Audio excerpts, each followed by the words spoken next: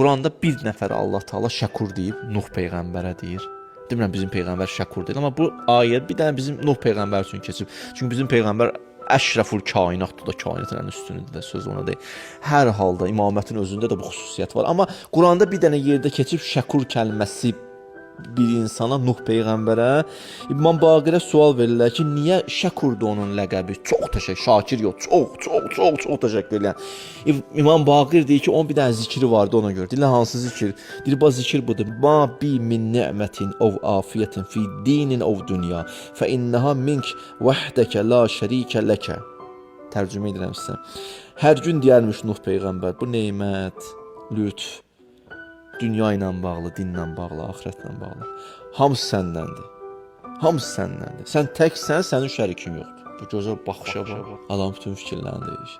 Buna deyirlər, tohid əfali də var bu kəlam elmində, belə bir mövzu. İnsan bütün fikirlərini deyir.